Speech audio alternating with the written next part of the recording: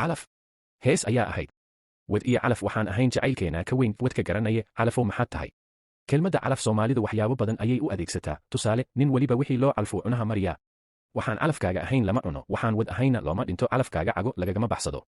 muhiimadda iyo macnaha innaga oo maanka ku hayna aynu isku sidigno labadan eray ee calaf iyo qadar oo labaduba salka ku haya qoraalka eebe wuxuu qalinka ku duubuunbaa soconaye calafku waa sida midho geed saaran oo ma dooran karayaan dhulka meeshay kaga dhici lahaayeen dadka qaarna waxay yidhaahdaan calafku waa sida caleemo daad wado oo meesha uu doono ayuu ku tuuraa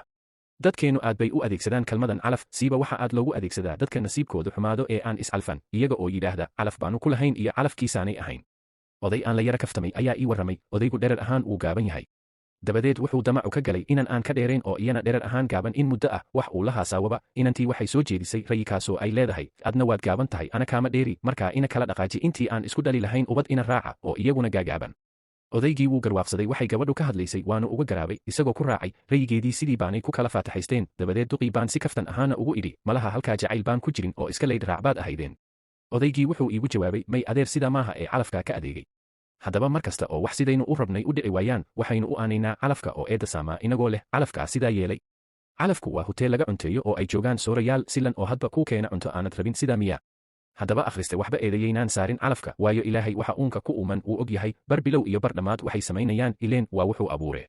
taasna waxaa la yidhaa qadar inagu qadarka waynu rumaysanahay laakiin inaynu dadaalno ayaa habboon qadarku markaa ha yimaadee waa hubaal calafkaaga ma beddeli kartid abwaan ismaaciil mire wuxuu yidhi haddii unka laho ama kob dheer uu fuulo badkaluun ku jira maray ku tahay waa la kulansiin ama fijaan koob ah nin walba wixii loo katibay abwaan canab guuleed waxa ay ku gabayday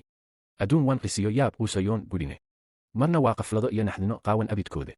qoraxdii dhacdiyo wanguwey kala qaloocaane qosolka iyo farxadaheedu waa qaab aan soconayne marna waa qabow iyo nimciyo laysku qoofalaya qof weliba wixii loo qoruu qayb u helayanye calafku ha adeego laakiin habdhaqankeenna waynu beddeli karnaa qofkuna waa inuu dadaalaa inta karaankiisa oo aanu ishagran si marka qadarku u yimaado aanu u odhan haddaan sidaa samayn lahaa ama sidaa yeeli lahaa waxaan may dhaceen taas oo la diiday kelmaddan dadku soo celceliyaan ee ah haddii oo qoomamo iyo ciil xambaarsan loomana baahna wax tegay inaad ka sii faallooto la soco qaybaha dambe oo ka mid noqo asxaabta ku xidhan buug maqal barta guduudan guji suulka taagan riix